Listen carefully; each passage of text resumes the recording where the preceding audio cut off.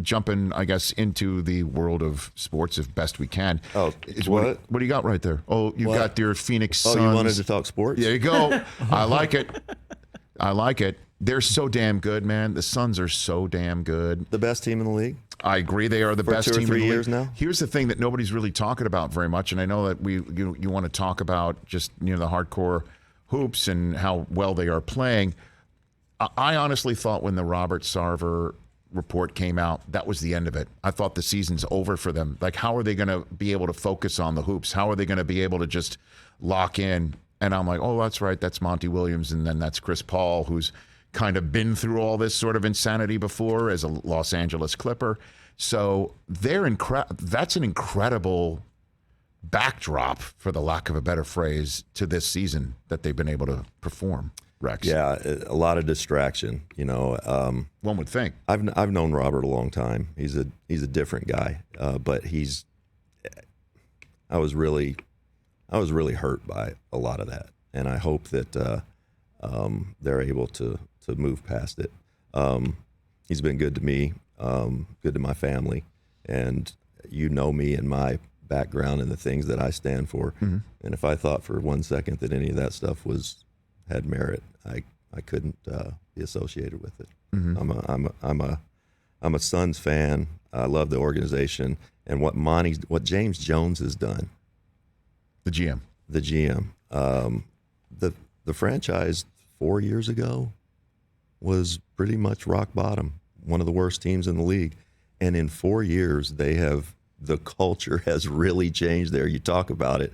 We hear about that all the time, but when you're around that team for any time at all, it has a real sort of college type feel to it in the locker room.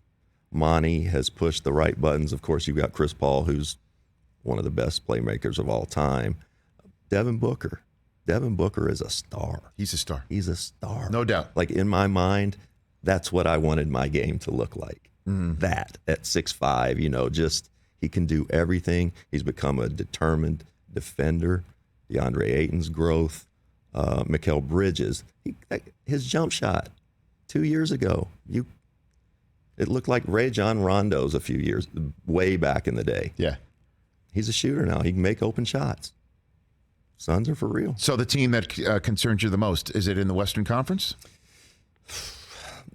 Yeah, the Warriors. I still think that they're elite. If Steph gets back and all of that, I think they're pretty good. I don't think Klay will be quite himself until fall. Yeah.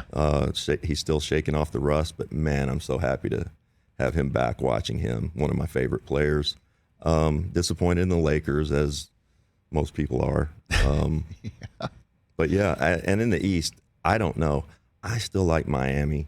I think Miami's good. The Bucks, of course. I'm not a big Sixer. I don't think the Sixers have it. Why is that? Defensively, I think they've taken a hit. Joel's playing great. James is obviously, he can beat you anytime. I'm looking at the Nets, though. The Nets just somehow, how'd you like to play that team in the first round? Not at all. I wouldn't want to do that at all. And the you way got things a game plan for two different guys, maybe top five scorers on the planet. How are you going to do that? Especially, and you've had a great season, and you're the 2 seed, and you're going to play them. No, and they're potentially. Look, it looks like that they're out of that worst play-in game. Mm-hmm. Looks like they're going to be in the one where all they got to do is just beat the Cavs, and then they're your 7 seed walking in. Look out! I know, right? And then you got who is it in the East? That's or in the West? Well, it's my Suns. You want to play Memphis right away? No, I hear you. Hey, you watched all the way to the end. Thanks for that. Watch more right here.